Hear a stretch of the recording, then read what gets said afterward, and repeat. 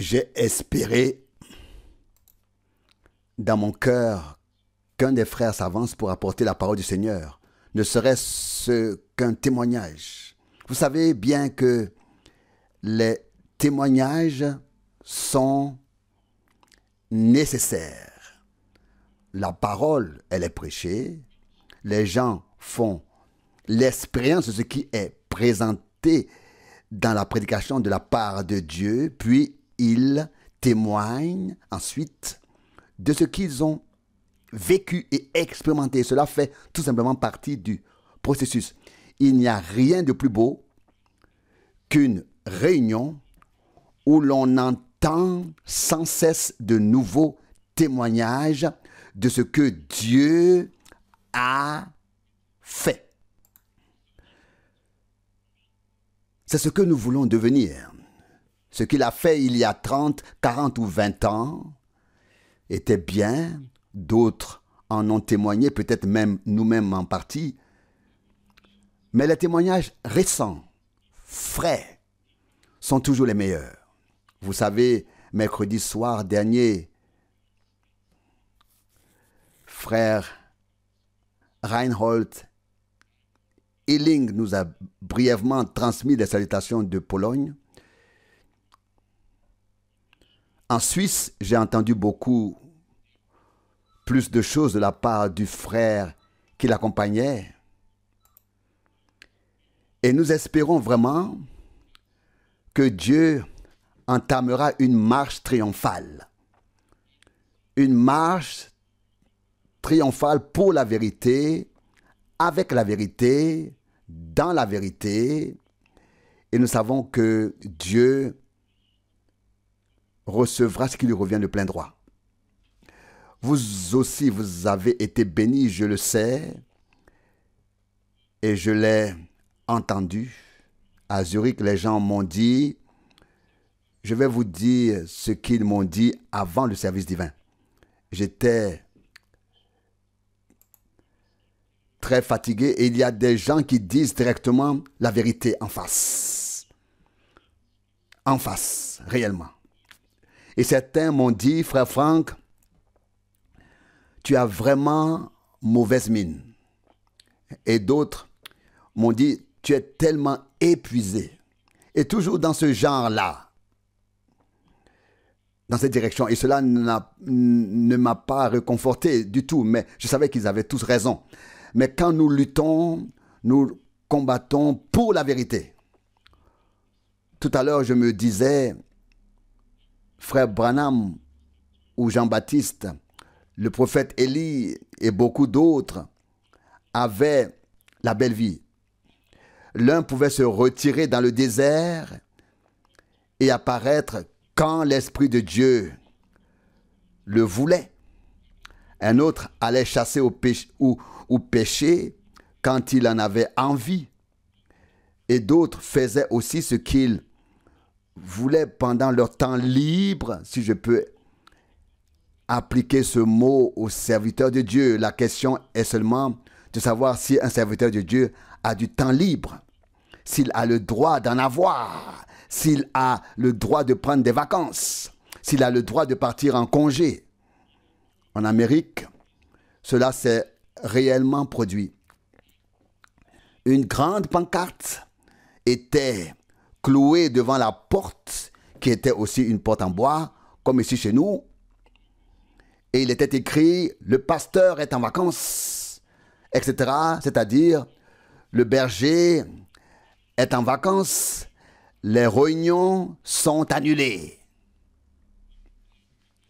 Et un chanteur talentueux a vu le panneau et a immédiatement composé un cantique à ce sujet en faisant référence à Dieu. You find God always at home. Tu trouves toujours Dieu à la maison. Il ne prend jamais de vacances. Il ne voyage jamais. On peut toujours le trouver. Cet homme a composé 4 couplets et répété sans cesse dans le cantique. Et si ton pasteur est en vacances, tu trouveras Dieu chez toi. Toujours, tourne-toi vers lui.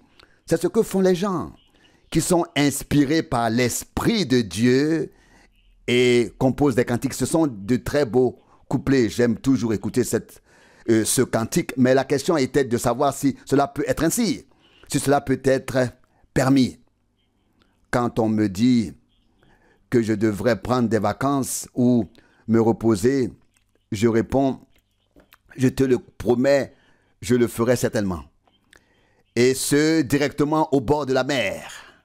Et puis les gens écoutent au bord de la mer et demandent naturellement où veux-tu aller? Je réponds au bord de la mer de cristal. Et alors, bien sûr, ils me regardent encore une fois attentivement et écoutent ce que je dis au bord de la mer de cristal. Mais ce soir, j'avais vraiment l'intention seulement d'écouter. Est-ce que vous pouvez me croire? Oui, j'ai le droit aussi d'écouter la parole de Dieu. Je ne fais pas que prêcher tout le temps. Tout d'abord, j'aimerais savoir s'il y a une question parmi nous. Quelqu'un a-t-il une question biblique? Alors levez la main pour que je le sache.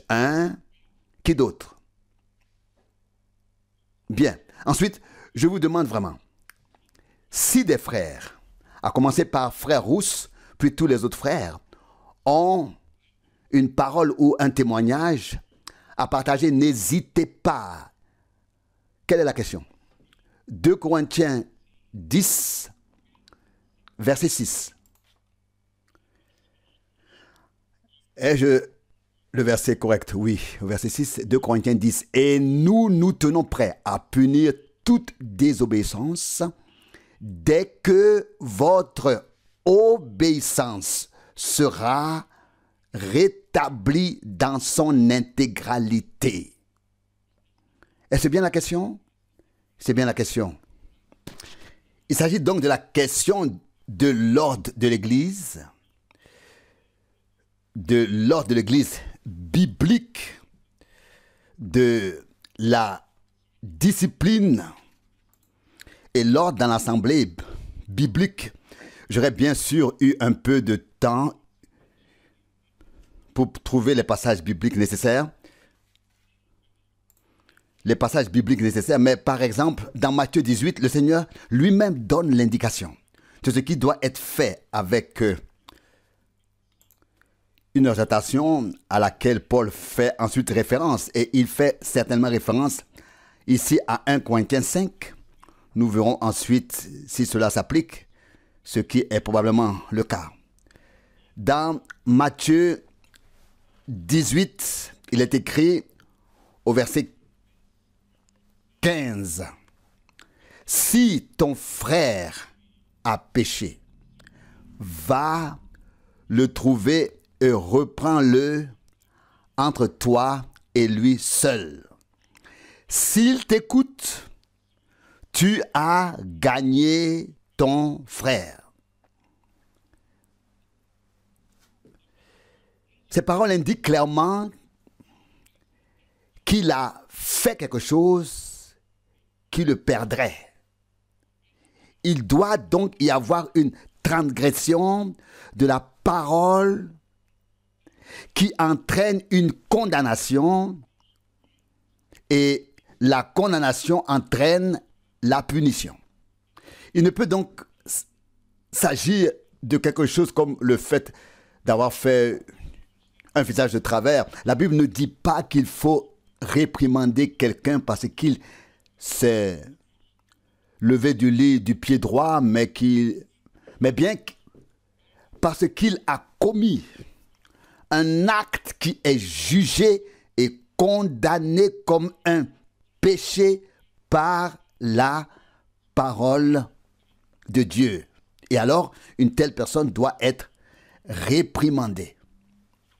Je relis cela, verset 15. Si ton frère a fauté, va le trouver et reprends-le seul à seul. S'il t'écoute, tu auras gagné ton frère. Verset 16. Mais s'il ne t'écoute pas, prends avec toi une ou 2 personnes, afin que toute l'affaire soit établie sur la parole de 2 ou 3 témoins. Verset 17. S'ils ne les écoutent pas, informe l'assemblée. S'ils n'écoutent pas non plus l'assemblée, considère-le comme un païen et un publicain. Nous n'avons peut-être pas encore suffisamment souligné et mis en évidence ce domaine de l'assemblée locale alors que nous le devrions. Et peut-être ne l'ai-je pas fait parce que je n'en ai pas reçu l'ordre. Il était littéralement dit « ne fonde pas d'assemblée locale ». Je ne suis pas le berger de cette assemblée locale. Je peux servir avec mes frères ensemble, mais mon ordre, mon mandat est d'aller de ville en ville pour proclamer la parole et distribuer la nourriture emmagasinée. Nous l'avons déjà dit très clairement ici, peut-être pas au cours des 2 ou 3 derniers mois, mais certainement au cours des 2 ou 3 dernières années. On me demande sans cesse, oui, mais dis-nous comment nous devons faire dans l'assemblée locale. Je dois toujours répondre la même chose. Je suis désolé. Ce n'est pas mon travail. Et je me garderai bien d'entrer dans une fonction qui ne m'appartient pas. Quand il s'agit de proclamer la parole prophétique, le conseil de Dieu, les choses qui sont réellement à l'ordre du jour divin, c'est une chose que Dieu m'a simplement confiée, qui m'a été donnée directement, sans que j'y contribue. Quand il s'agit de l'édification de l'assemblée locale, ma prière est que Dieu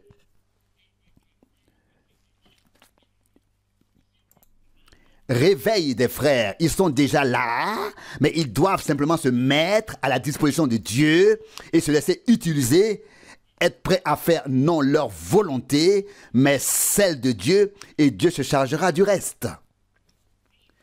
Je dois dire que ce qui concerne l'assemblée locale me tient sincèrement à cœur. Et je souhaite vraiment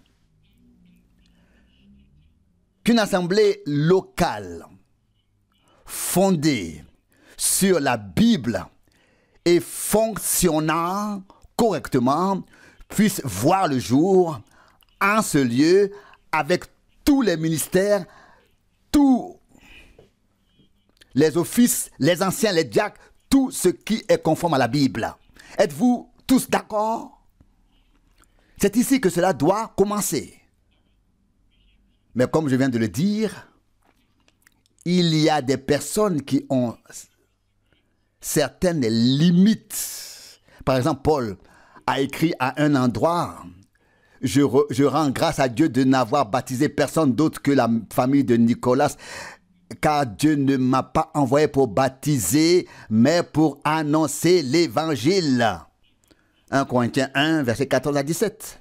Il y a des personnes qui ont été appelées par Dieu à un ministère bien précis.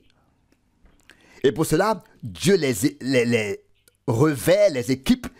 Il guide leurs pensées par son esprit dans cette direction divine. Et personne d'autre ne peut emprunter ce chemin. Personne d'autre ne peut assumer cette tâche. Elle ne peut être enseignée. Elle ne peut être apprise. Elle doit être donnée directement par Dieu. Et c'est aussi ce que nous avons vraiment entendu de frère Branham, vous vous souvenez de la vision qu'il a eue, ou plutôt que quelqu'un d'autre a eu, probablement Junior Jackson. Il a vu quelqu'un chevaucher un grand cheval blanc, puis un autre a essayé de repousser frère Branham et de monter à son tour. Et frère Branham a dit dans son interprétation, personne n'a le droit de faire cela à moins d'avoir été désigné par Dieu pour cela. Et c'était la fin. La fin était là. Celui qui voulait ne pouvait pas. Et celui qui avait été envoyé par Dieu a alors poursuivi son mandat. Ensuite, au sein de l'assemblée locale, il y a des anciens qui ont différents dons, l'un pour reprendre, l'autre pour enseigner. Là aussi, la diversité est nécessaire, car les besoins et les tâches dans une assemblée locale sont plus importants que dans une réunion d'évangélisation. Quand je dis cela ici aujourd'hui, je le pense vraiment. Quand je parle devant 10 000 personnes dans une seule réunion, je ne connais aucun problème parmi ces 10 000 personnes. Mais si je parle ici devant 100 personnes, je connaîtrai probablement les problèmes de toutes les 100 personnes, ou peut-être seulement de 10, mais je les connaîtrai. Je peux donc y accomplir ma tâche, mon mandat, sans souci, sans me sentir accablé ou entravé dans mon service. Donc, notre tâche principale ce soir, si cela a déjà été abordé par la question, sera que Dieu ici, parmi nous, à partir du matériel dont nous disposons, forme quelque chose, fasse quelque chose, et que chacun soit bien disposé envers tous, que chacun soutienne tous les autres et que chacun sache que l'autre est avec lui et pour lui, sans qu'il soit nécessaire de le souligner. Et frère Rousse, je te le dis d'ici devant, ne crois pas qu'il y ait une seule personne dans l'assemblée qui ne te soit pas bien disposée, qui serait contre toi. Rejette cette pensée comme venant de Satan. Libère-toi de cela et tu verras que les choses avanceront avec l'aide du Seigneur. Dites Amen. Tu as entendu? Tous. Que tous disent encore une fois Amen, puis dites-le encore une fois. Cela peut arriver. Je l'ai dit uniquement parce que, bien mes frères, parce que je t'ai entendu un peu ici au moment où j'ai fait cette remarque, que ce soit un soupir ou un gémissement.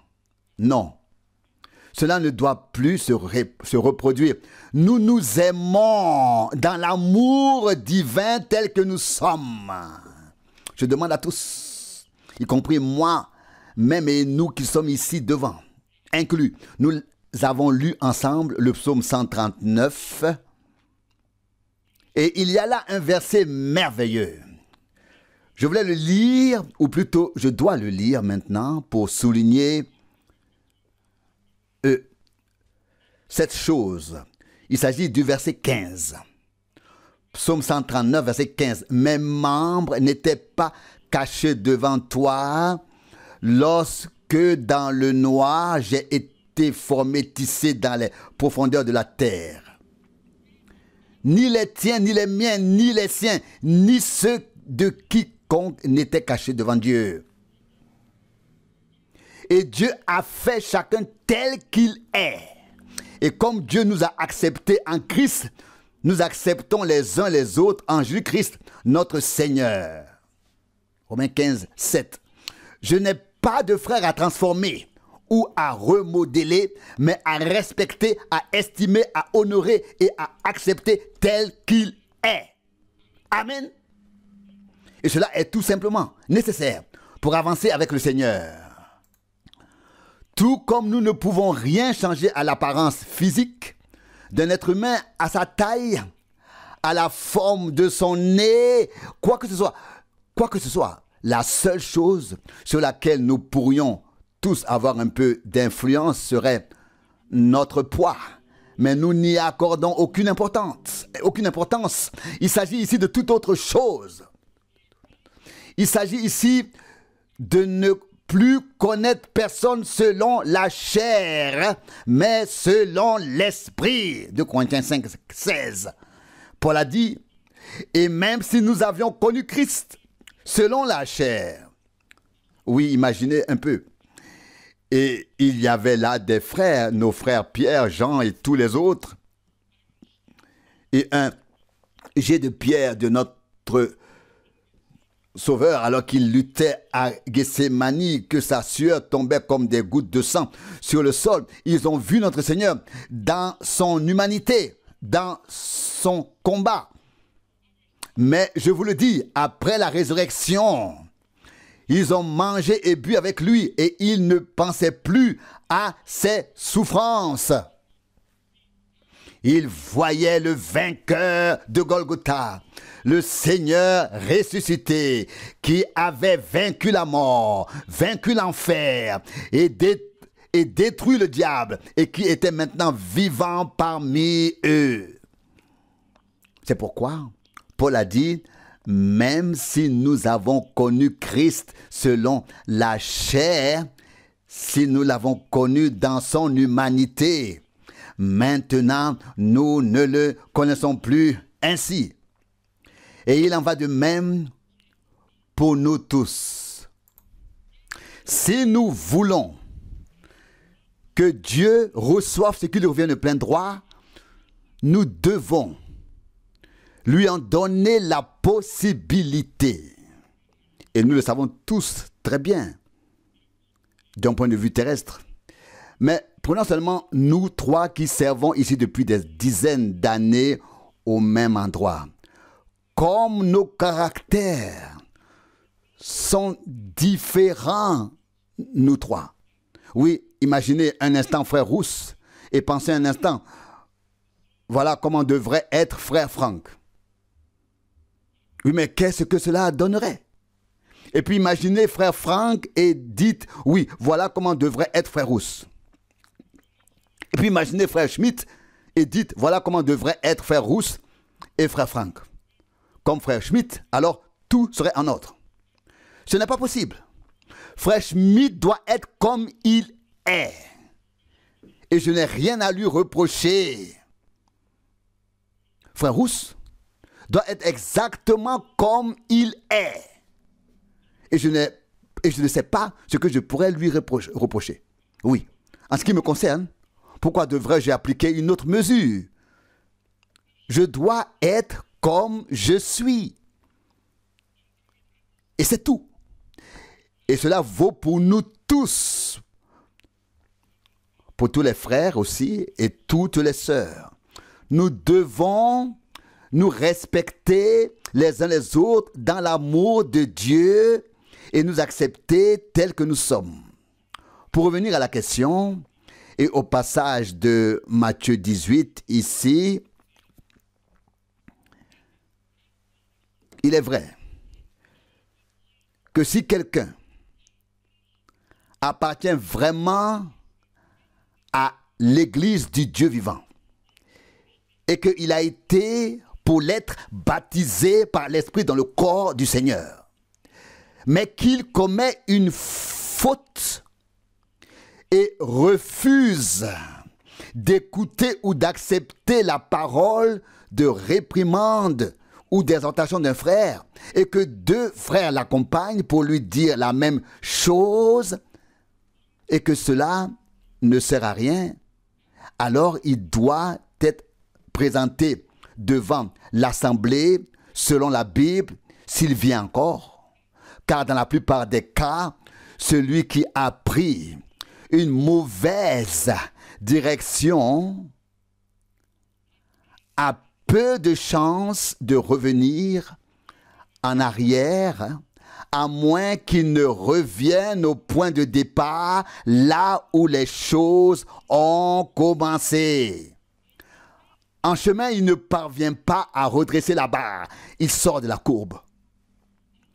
Frère Branham a également dit cela. Vous devez revenir au point de départ et recommencer à partir de là. Mais parler aujourd'hui à quelqu'un de l'ordre de l'Église, si vous dites simplement à certaines personnes, il est écrit que nous ne devons pas abandonner l'assemblée, ils se moquent de vous. Elles disent, quoi? L'assemblée, je me sens beaucoup mieux chez moi à la maison. C'est un esprit antichrist, déguisé sous une apparence pieuse, qui est sur le chemin de la perdition. L'Esprit de Dieu sera toujours en accord avec la parole de Dieu et amènera les gens à être en accord aussi avec la parole de Dieu en toutes choses. Si quelqu'un s'attend à ce que Dieu marche ainsi avec lui dans ses voies, non. Et encore non. Pourquoi est-il écrit? Ils ont abandonné le droit chemin de Pierre 2,15. C'est écrit. Et qu'ont-ils fait? Ils cherchent des enseignants qui leur disent ce qui leur plaît. Ici aussi, en cet endroit. Si l'on avait agi conformément à la Bible, l'Assemblée serait encore aujourd'hui intacte, sans aucune exception. Sans aucune exception. Et le temps doit venir et viendra où Dieu recevra ce qui lui revient de plein droit dans l'assemblée locale. Je crois en l'existence des assemblées locales. Paul a écrit, a adressé ses épîtres aux assemblées locales, que ce soit à Éphèse, à Corinthe ou ailleurs. Il y avait des assemblées locales partout et elles sont bibliques. À la différence près que je n'ai pas pour mandat de fonder une assemblée locale dans d'autres villes, car je ne pourrais pas m'en occuper, sinon j'aurais trop à faire, et ce n'est pas mon ordre, mon mandat. Dieu le Seigneur savait ce qu'il faisait et ce qu'il disait et ce qu'il voulait que l'on fasse. Mais tous ceux qui vraiment ne sont pas prêts à écouter, ne croyez pas qu'il soit possible de se détacher, de tout abandonner et pensent ensuite qu'ils peuvent se détacher tout en continuant d'appartenir à l'Église du Dieu vivant. Non, cela n'est pas possible. Dieu a des assemblées locales. Dieu a une Église universelle. Cela fait partie du modèle biblique. Et tous ceux qui appartiennent à l'Église du Dieu vivant s'y soumettront. Ils se soumettront à l'ordre de l'Église. Il n'y aura pas de rébellion en eux, car si nous sommes devenus partie intégrante d'une chose, comment pouvons-nous nous retourner contre ce dont nous faisons partie intégrante? Le royaume serait alors divisé et ne pourrait en aucun cas subsister. Donc, l'ordre biblique est donc le suivant. Si quelqu'un commet une faute, cela ne doit pas être porté devant tout le village ou toute la ville, mais le frère qui l'apprend, le premier, doit aller lui parler. Et cela, comme Paul l'explique plus loin, dans Galates 6, verset 1, avec un esprit doux. Là aussi, il est important de savoir comment parler aux gens. S'il n'écoute pas, le frère prend avec lui une ou deux personnes S'ils n'écoutent toujours pas, l'affaire est portée devant l'Assemblée. Et il est écrit dans Matthieu 18, 17, « Alors qu'il soit pour vous comme un païen et un douanier. » Car dans son cœur, un homme ne peut accepter Dieu s'il se détourne de sa parole et s'en écarte. Et s'en écarte. Nous devons donc mettre en relation ce qui est écrit ici dans 2 Corinthiens 10, verset 6, avec le passage que nous venons de lire et aussi avec celui de 1 Corinthiens 5. Ici dans 2 Corinthiens 10, il est écrit au verset 4, « Car les armes avec lesquelles nous combattons ne sont pas charnelles, mais elles sont puissantes par le moyen de Dieu pour renverser des forteresses. Nous détruisons par elles des raisonnements. » Verset 5. « Et toute forteresse élevée qui s'élève contre la connaissance de Dieu, et nous amenons tout raisonnement captif à l'obéissance du Christ. » Verset 6. « Et nous sommes prêts à punir toute désobéissance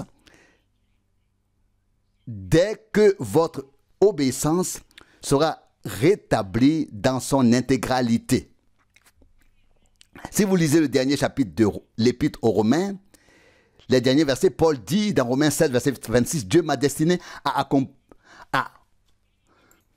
produire l'obéissance de la foi parmi les nations. » Alors, allez à cette parole qui convient certainement ici dans 1 Corinthiens 5, un jeune homme vivait effectivement avec sa mère, avec la femme de son père. Et cela était déjà puni de mort dans la loi de Moïse. C'était un inceste. Cela ne devait pas se faire. Et voici un jeune homme qui prend la femme de son père comme femme et ne se laisse dicter sa conduite par personne.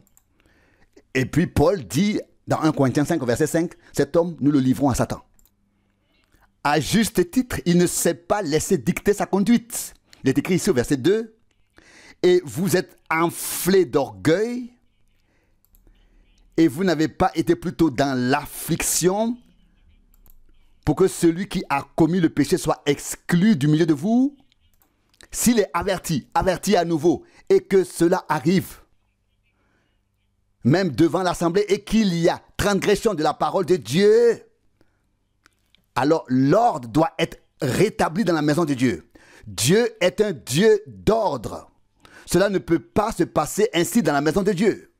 Et puis, si vous continuez à lire tout le chapitre, il est écrit ici, vous pouvez aussi lire le verset 5.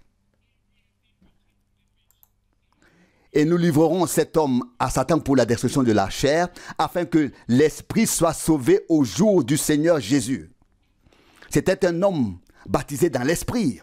Et cet esprit devait être sauvé au jour de Jésus-Christ. Car il est impossible que l'esprit de Dieu soit perdu. Donc l'esprit devait être sauvé au jour du Seigneur Jésus. Remarquez qu'il n'est pas écrit au jour du Seigneur. Le jour du Seigneur est autre chose, mais au jour du Seigneur Jésus. C'est le jour de Jésus-Christ. Quand il reviendra pour prendre les siens. Maintenant ici, ça continue. Au verset, oui, on peut lire du verset 9.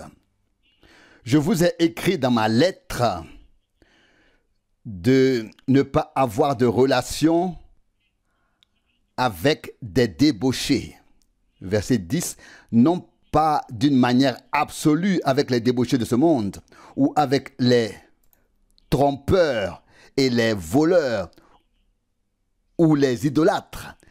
Sinon, autrement, il faudrait sortir du monde. Maintenant, je vous écris ainsi. Vous ne devez avoir aucune relation avec quelqu'un qui se dit frère et qui est un débauché un trompeur, un idolâtre, un calomniateur, un ivrogne ou un voleur. N'ayez même pas de lien fraternel autour d'un repas avec un tel homme. Voici toute une liste ici. Si l'on rencontre quelqu'un, comme c'est le cas ici, qui transgresse délibérément la parole de Dieu et qui ignore les lois de Dieu, et voilà qu'un jeune homme, comme c'était le cas ici, prend à son père, disons-le franchement, qui est devenu vieux ou a vieilli, il lui prend sa femme et se laisse aller, transgressant ainsi la parole de Dieu. Oui, cela n'est pas acceptable, cela ne pouvait être toléré. Mais même à l'époque, la discipline, la correction dans l'assemblée était probablement un point faible. On voulait garder les gens et ce qu'on a gardé, ce n'étaient pas des croyants, mais des gens rebelles. D'où les nombreux problèmes dans l'assemblée de Corinthe. Si nous lisons l'épître aux Romains ou l'épître aux Éphésiens, nous constatons que ces lettres sont structurées de manière très différente. Le thème est tout autre. Ici, toute une série de personnes sont même classées dans cette catégorie, y compris les fraudeurs, les trompeurs, les idolâtres. Si nous intégrons tous ces mots dans les autres passages de la Bible, nous savons alors quel poids ils ont. Et aujourd'hui, il y en a certainement assez qui laissent tout passer au crible et qui retiennent peut-être une chose encore mal interprétée. Mais même un calomniateur, un diffamateur n'a pas sa place dans l'église du Dieu vivant. Et je vous demande à tous de prendre au sérieux une fois pour toutes la parole de Dieu dans son ensemble, dans son intégralité. Et alors nous nous porterons mieux et bientôt peut-être très bien. Comme il est dit ici, un trompeur, un débauché, un idolâtre, un calomniateur, un ivrogne, un brigand, un voleur, etc. N'entrez pas en relation avec eux. N'ayez même pas de lien fraternel autour d'un repas avec un tel homme. Paul poursuit ensuite au verset 12. Car qu'ai-je à juger ceux qui sont en dehors de l'assemblée? N'est-ce pas à vous de juger ceux qui appartiennent à votre assemblée? Verset 13. Dieu jugera ceux qui sont dehors, écartés du milieu de vous, les méchants. Oui, quelqu'un dira, oui, comment juger ici? Selon quels critères? Qui sera jugé et qui rendra justice? Qui va s'asseoir pour juger? Ici, personne n'a besoin de juger, ni de s'asseoir à gauche. Ici, seule la parole de Dieu doit être clairement proclamée. Et Jésus a dit, Jean 12, 48, ce n'est pas moi qui vous jugera en ce jour-là, mais la parole que je vous ai annoncée sera votre juge. C'est la parole qui prononce le jugement, pas l'homme. C'est la parole qui a l'autorité, pas le prédicateur, pas le frère. C'est la parole qui a l'autorité divine. Et avant que quiconque puisse exercer cette autorité divine, il doit être sûr qu'il juge clairement ce qu'il juge, et cela sur la base des Saintes Écritures, à la lumière de la parole. Et alors, ce n'est plus l'homme auquel nous avons affaire, mais nous avons ici affaire au Dieu vivant lui-même qui nous donne une chance d'être redressés et corrigés. À qui peut-on encore dire quelque chose aujourd'hui? Soyez honnêtes. Qui voudrait-on aujourd'hui réprimander aujourd'hui? Qui? Le premier dirait immédiatement, balayez plutôt devant votre propre porte et tout serait déjà fini. La crainte de Dieu a disparu parmi les hommes. Et je l'ai dit il y a des années. La crainte de Dieu est le commencement de la sagesse divine. Proverbe 9, verset 10. Et il est dit dans les Actes des Apôtres, et par les mains des apôtres, de grands miracles et des prodiges se faisaient et une grande crainte s'emparait de tous. Actes des Apôtres 2, 43. C'était la crainte de Dieu dans l'église. Et les gens étaient bénis. Revenons donc à cette parole qui a été posée comme une question. Paul s'exprime ici très clairement.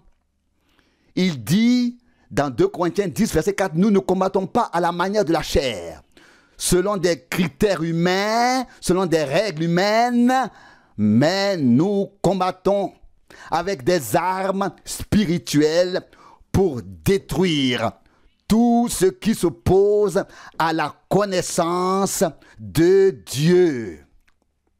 Pas à la tienne ou à la mienne, pas à une connaissance romaine ou protestante, mais tout ce qui s'élève contre la connaissance de Dieu doit être abattu par l'épée de l'esprit, par les armes de Dieu. Et les Écritures en parlent également. Puis, l'apôtre poursuit dans 2 Corinthiens 10, au verset 5, nous renversons tous les raisonnements et toute prétention qui se lève contre la connaissance de Dieu et nous amenons toute pensée captive à l'obéissance de Christ. Un prisonnier du Christ est un prisonnier libéré de Satan. Ce n'est que lorsque Dieu t'aura complètement délivré, libéré, toi et moi, que nous serons alors prisonniers de Jésus-Christ. Et Paul pouvait dire, moi, prisonnier de Jésus-Christ.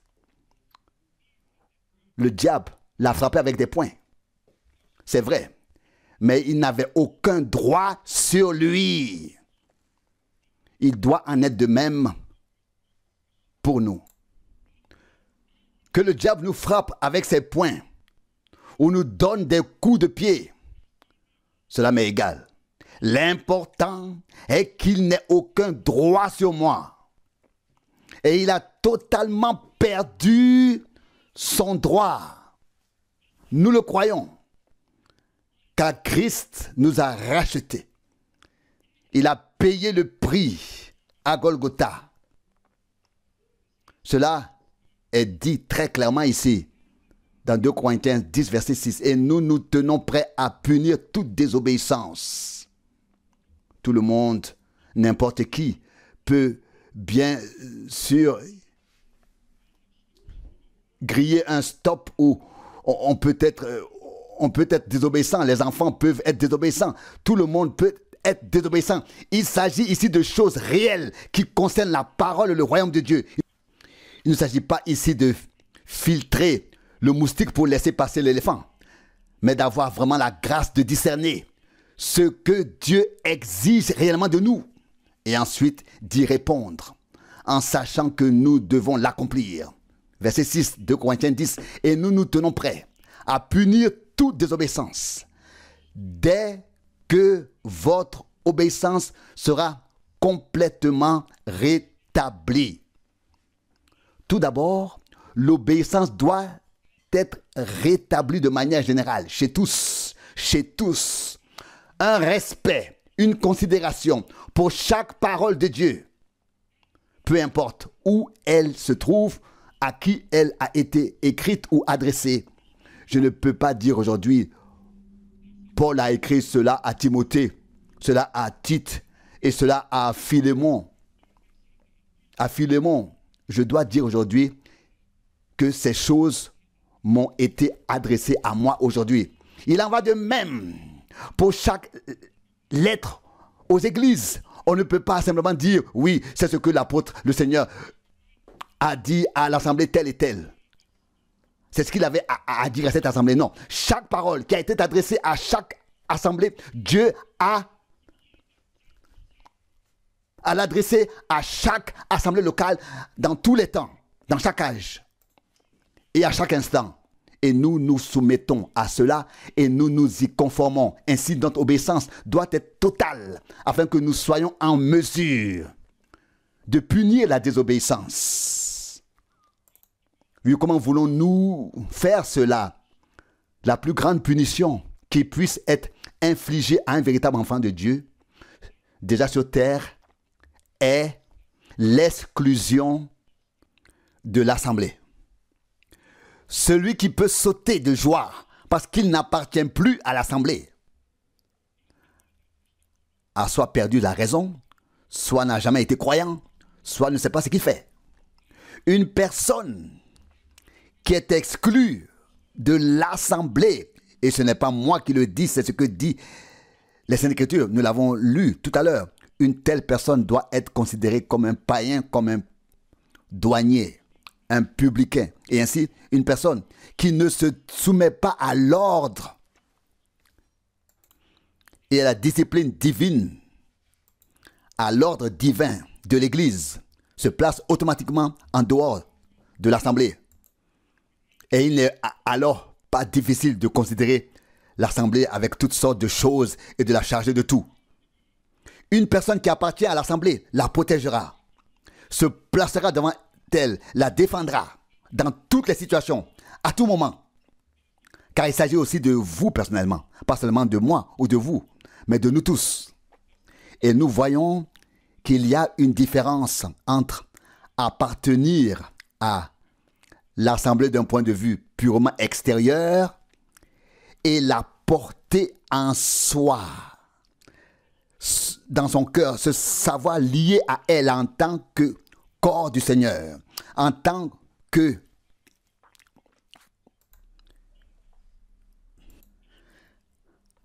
l'assemblée qu'il a rassemblée. Et c'est ce que je souhaite, à nous tous. Je le dis ouvertement. Je fais partie de l'assemblée, de ce lieu. Si l'on voulait me priver de cette part, alors autant m'amener directement au cimetière. Ma vie n'aurait plus aucun sens. Je fais partie intégrante de l'assemblée locale. Est-ce votre cas? Est-ce votre cas? Je crois que oui. Je crois que vous l'êtes. Je crois que nous le sommes tous.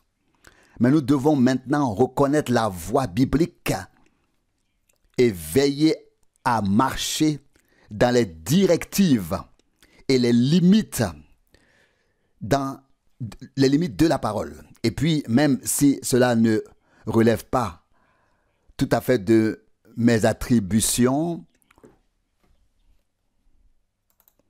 je vais dire de ma fonction, ou ne s'applique pas tout à fait à moi, je voudrais dire ceci. Les anciens de l'assemblée locale ont pour première tâche de s'occuper des problèmes qui se posent. Ce n'est pas à l'assemblée ni aux individus, mais cela commence quelque part par ceux qui ont la responsabilité avant d'être un jour portés devant l'assemblée ensuite. Et nous demanderons aussi à Dieu que nos frères qui ont été établis par lui soient à sa disposition, afin que nous ayons confiance en eux. Imaginez, c'est écrit dans l'Ancien Testament, déjà dans 2 Chroniques 20, verset 20. Confiez-vous en Dieu et vous serez sauvés. Confiez-vous en ses prophètes et vous serez vainqueurs. Je l'ai toujours dit dans les assemblées locales. Lorsque les gens me demandaient, ainsi que les prédicateurs, priez pour les malades, je répondais seulement dans une salle neutre, lors d'une évangélisation, où aucun berger local n'a la responsabilité. Ici, dans l'assemblée locale, ce sont les frères de cette assemblée qui en sont responsables. Car la confiance de l'assemblée ne doit pas être placée en un homme qui tient 3 réunions et qui ensuite, pendant 1 an, on ne l'entend plus et on ne le voit plus. La confiance d'une assemblée locale doit être placée dans les bergers, dans les anciens de l'assemblée locale. Amen. Amen. Et nous exprimons notre confiance à nos frères. Cela ne me pose aucun problème. Je pourrais alors parler encore plus vite que d'habitude. Je crois que Dieu nous a donné cette indication ce soir. Je ne l'ai pas cherché, je voulais justement me rasseoir tout de suite. Dieu connaît mon cœur. Je n'ai même pas eu le temps de relire une seule parole. j'ai raccroché le téléphone et je suis venu directement à l'assemblée. Dieu sait tout. Et nous disons, comme Pierre l'a dit autrefois, Seigneur, tu sais toutes choses. Tu sais que je t'aime. Jean 12, 17. Même après certains échecs dans la vie d'un homme, lorsqu'il vient au Seigneur, il reçoit de l'aide. Pierre a échoué 3 fois. 3 fois, le Seigneur lui a demandé, m'aimes-tu? Et puis il a dit, paie mes agneaux, paie mes brebis, paie mes agneaux. Nous aimons ceux que Dieu a aimés et établis. J'ai l'impression intérieure que nous avions besoin de cette parole. Nous en avions besoin pour établir une base biblique pour l'édification biblique d'une assemblée locale. Je souhaite que Dieu continue à nous conduire dans cette direction, qu'il nous aide en particulier à faire preuve d'humilité et à nous soumettre à la parole. Alors tout ira bien. Et aussi la confiance en lui et en nos frères. Et Dieu nous fera du bien. Dieu nous récompensera. Et il nous bénira de la richesse de sa grâce. Amen. Levons-nous et prions. Nous te remercions pour ta parole précieuse et sainte. Dès le commencement, au Seigneur, tu as donné au premier homme le choix entre l'obéissance et la désobéissance, entre la foi et l'incrédulité. Seigneur, et cela se retrouve tout au long de la Bible. La désobéissance à ta parole est comme le péché de sorcellerie. Elle entraîne une malédiction et précipite tout dans la perdition. Mais l'obéissance, la docilité, comme il est écrit dans les Proverbes, sont un remède pour tout le corps. Seigneur, nous te remercions de nous avoir donné ta parole aujourd'hui. Nous te demandons de nous donner la force, la grâce, la compréhension et la sagesse afin que nous sachions ce que nous devons faire et comment le faire et que nous trouvions notre place. Bénis nos frères que tu as établis, ô Seigneur, et souviens-toi de moi quand tu agiras et feras quelque chose dans ton royaume. Ô Seigneur, je te remercie de tout cœur pour la part que tu nous as donnée dans la préparation de ton peuple, dans l'appel à sortir et la préparation de ton épouse. Seigneur fidèle, tu as pris le messager, mais tu nous as laissé le message. Et il se répand comme le son d'une trompette parmi les peuples. Avant ta venue, Seigneur, je t'en remercie et je te prie pour cette assemblée locale à laquelle j'appartiens. Seigneur, affermis-nous tous et renforce notre obéissance envers toi. Bénis tous ceux qui se sont recommandés à nos requêtes, à Saint-Gall et partout ailleurs, Seigneur, partout. Tu connais les détresses. Accorde-nous l'autorité divine, l'autorité générale, d'agir en ton nom, selon ta parole. Adoration et honneur à ton Saint-Nom. Amen.